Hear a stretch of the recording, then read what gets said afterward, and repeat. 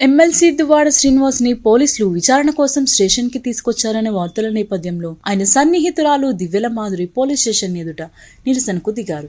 కూటమి ప్రభుత్వ తీరుపై తీవ్ర విమర్శలు చేస్తూ ఆమె ఆందోళన వ్యక్తం చేశారు. దాదాపు 2 నెలల క్రితం నమోదైన కేసుని ఇప్పుడు తిరిగి తెరపైకి తీసుకొచ్చి దువ్వాడ శ్రీని గంటల తరబడి స్టేషన్లో ఉంచారని మాధురి ఆరోపించారు.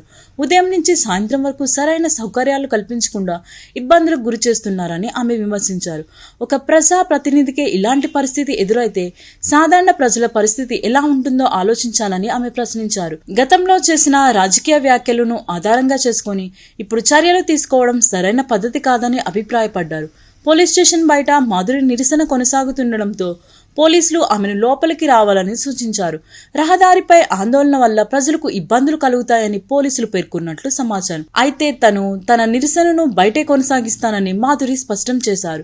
దువ్వాడ శ్రీనివాస్ అరెస్ట్ అయ్యారా లేదా అనే విషయంపై స్పష్టత లేకపోవడంతో మాధురి స్టేషన్ ఎదుట బైఠాయించి నిరసన చేపట్టారు. ఈ సందర్భంగా ఆమె నినాదాలు చేయడంతో అక్కడ కొంతసేపు ఉద్రిక్త వాతావరణం నెలకొంది.